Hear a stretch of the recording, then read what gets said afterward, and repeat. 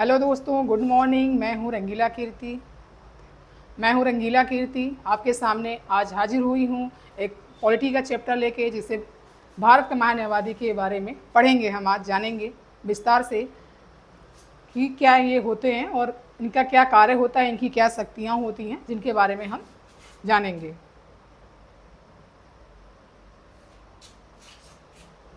सही तो आए नहीं। भारत का महान्यायवादी के बारे में हम जानते हैं कि ये क्या होते हैं। जैसे कि ये भारत सरकार के ये वकील होते हैं, जैसे कि भारत सरकार की ये कार्यपालिका के एक अंग भी होते हैं। जैसे कि आप जानते हैं कि भारत सरकार का कार्यपालिका का अंग कौन कौन होते हैं, जैसे कि भारत के राष्ट्रपति, भारत के उपराष्ट्रपति, प्रधानमंत्री और उनकी मंत्रिपरिषद होती है, और अंतिम में ये भारत के महान्यायवादी होते हैं, जो कि उनकी कार्यपालिका का अंग होते हैं। अब हम देखेंगे कि इनके संविधान के अनुच्छेद 76 में भारत का महान्यायवादी के बारे में उल्लेख किया गया है। भारत का महान्यायवादी अनुच्छेद 76 में इनका उल्लेख किया गया है। अब हम देखते हैं कि इनकी नियुक्ति कैसे होती है। तो इनकी नियुक्ति जो होती है, ये राष्ट्रपति के द्वारा इनकी नियुक्ति की जाती है। जैसे कि आप जानते हैं कि आर्टिकल 74 में मंत्रिपरिषद के बारे में इनका उल्लेख है। इनके सलाह पर ही राष्ट्रपति कार्य करते हैं, तो मंत्रिपरिषद के सलाह पर ही इनकी नियुक्ति की जाती है, और इनका हटाया जाना राष्ट्रपति के द्वारा ही किया जाता है। और ये अपना त्यागपत्र दे भी सकते हैं अपने से, और ये मंत्रिपरिषद की ही सलाह पर हटाए भी जाते हैं। अब इनका देखते हैं कि आयु सीमा क्या होती है। इनकी न्यूनतम जो आयु सीमा है वो निर्धारित नहीं की गई है, कोई सीमा नहीं है। इनकी अधिकतम सीमा जो होती है, ये भी संविधान में हमारा इनका उल्लेख नहीं किया गया है, कोई सीमा नहीं है। इनके कार्यकाल के बारे में हम बात करते हैं तो इनका भी निश्चित कार्यकाल नहीं है। राष्ट्रपति के प्रसाद पर्यंत पर ये कार्य करते हैं, जब राष्ट्रपति वो चाहें इन्हें हटा सकते हैं। इनका वेतन जो है संविधान में उल्लेख नहीं है, फिर भी हम सुप्रीम कोर्ट के न्यायाधीश के बराबर जो उनका वेतन होता है वो हम इनको दिया जाता है। जो कि सुप्रीम कोर्ट के न्यायाधीश का जो वेतन होता है वो 2,50,000 होता है दोस्तों। ये कम या ज़्यादा हो सकता है। आगे हम इनकी योग्यता के बारे में बात करते हैं। इनकी योग्यता क्या क्या होती है दोस्तों। ये उच्चतम न्यायालय के न्यायाधीश की जो योग्यता होती है, वही योग्यताएं इन्हें भी होनी चाहिए। जैसे कि आप पढ़े होंगे, न्यायाधीश का जो योग्यता होता है, ये जैसे कि भारत का नागरिक हो, तथा वह कम से कम उच्च न्यायालयों में लगातार 5 वर्षों तक न्यायाधीश के रूप में कार्य कर चुका हो, अथवा वह कम से कम उच्च न्यायालयों में लगातार 10 वर्षों तक अधिवक्ता के रूप में रह चुके हों। ये भी शर्तें पूरा नहीं होती हैं, तो वह तीसरा लागू होता है शर्तें, वो हैं वो किसी राष्ट्रपति के दृष्टि में पारंगत अधिवक्ता हों। अब आगे हम देखते हैं दोस्तों इनकी शक्तियाँ क्या क्या होती हैं। भारत सरकार का सर्वोच्च विधि अधिकारी होता है ये। वह भारत सरकार को विधिक मामलों पर सलाह देता है। अनुच्छेद 76 की बात करें तो ये महान्यायवादी को अपने कर्तव्यों की पालन में भारत की राज्य क्षेत्र में सभी न्यायालयों में सुनवाई का अधिकार इनको है। जैसे कि दोस्तों आप जानते होंगे कि भारत सरकार के विरुद्ध में देश में हमारे न्यायालयों में बहुत लंबित केसेस चलते रहते हैं। तो अब भारत सरकार तो वहाँ पे नहीं जाएगी दोस्तों, तो उनके पक्ष में सुनवाई करने का अधिकार अटॉर्नी जनरल को दिया जाता है।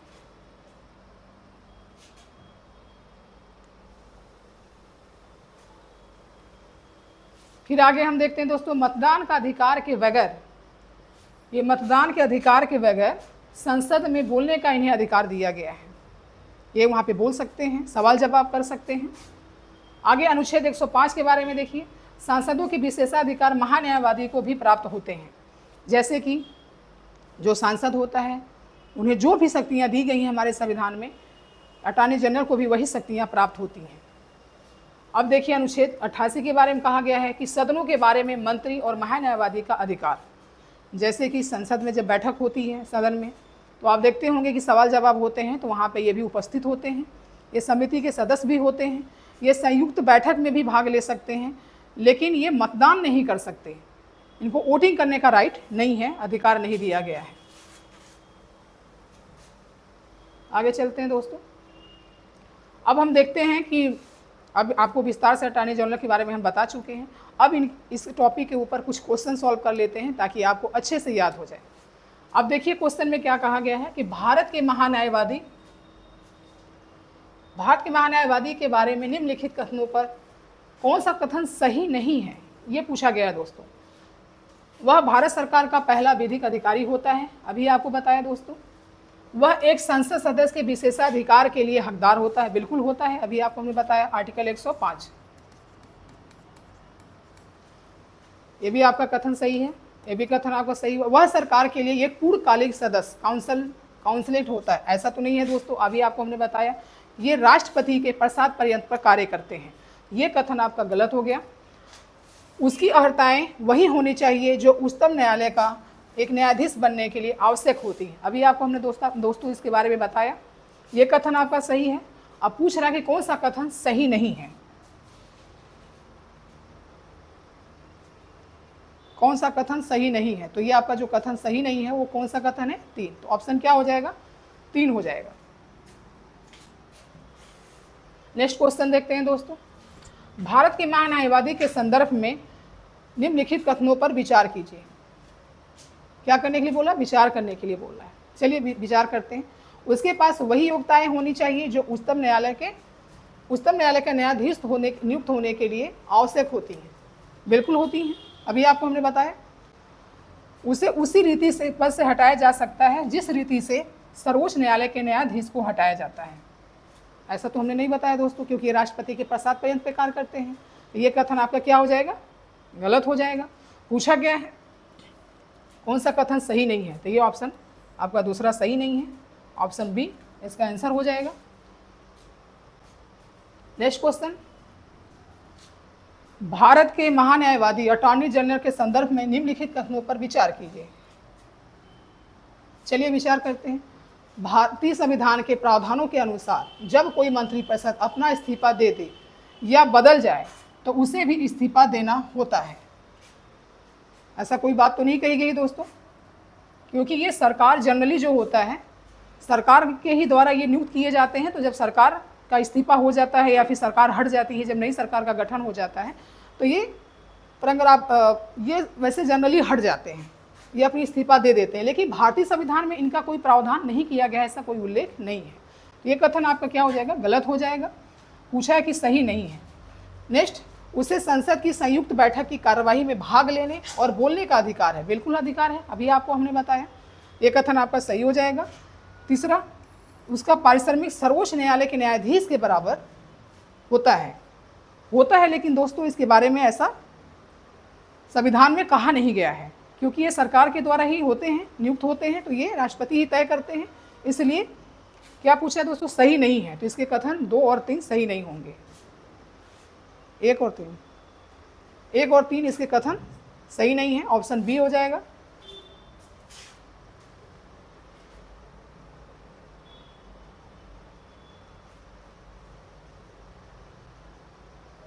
अब नेक्स्ट क्वेश्चन देखते हैं दोस्तों। भारत के महान्यायवादी के संदर्भ में निम्नलिखित कथनों पर विचार कीजिए। आइए विचार करते हैं। पूछा क्या है? सही नहीं है।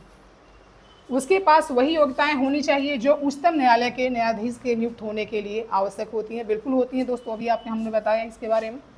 ये कथन आपका सही है। पूछा है सही नहीं है। उसे उसी रीति से पद से हटाया जा सकता है जिस रीति से सर्वोच्च न्यायालय के न्यायाधीश को हटाया जाता है, ऐसी बात तो नहीं है दोस्तों, अभी आपको हमने बताया कि राष्ट्रपति के प्रसाद पर्यंत पे कार्य करते हैं। ये कथन आपका क्या हो जाएगा? गलत हो जाएगा। पूछा है कि गलत कौन सा कथन है, तो ऑप्शन आपका बी हो जाएगा।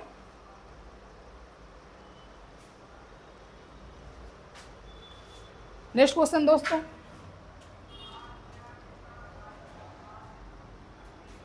भारत के महान्यायवादी के संदर्भ में निम्नलिखित कथनों में से कौन सा कथन सही नहीं है, इसके बारे में ये पूछा है। आइए देखते हैं। संविधान द्वारा महान्यायवादी का कार्यकाल निश्चित नहीं किया गया है, बिल्कुल नहीं निश्चित किया गया है, अभी आपने देखा। ये कथन क्या है? आपका सही है। उसे एक संसद सदस्य को प्राप्त सभी विशेषाधिकार और भत्ते मिलते हैं, बिल्कुल मिलते हैं, अभी आपको हमने बताया आर्टिकल 105 के बारे में। तीसरा क्या है, उसे निजी विधिक कार्रवाई से नहीं रोका जा सकता। बिल्कुल नहीं रोका जा सकता है दोस्तों, क्योंकि ये पारिश्रमिक होते हैं सरकार का, इसलिए ये भी कथन आपका सही है। क्या पूछा है, कौन सा उत्तर सही है इसका, तो आपका उत्तर डी हो जाएगा। 1, 2, 3 तीनों सही हैं। नेक्स्ट क्वेश्चन दोस्तों, ये भारत के महान्यायवादी के संदर्भ में निम्नलिखित कथनों पर विचार कीजिए। आप इससे विचार कीजिएगा और हमारे कमेंट बॉक्स में ज़रूर बताइएगा कि इसका उत्तर क्या होगा। और अंतिम आपका सवाल ये भी है कि अभी वर्तमान में भारत के अटॉर्नी जनरल कौन है, उसके बारे में भी आप ज़रूर कमेंट करें। थैंक यू दोस्तों, नमस्ते।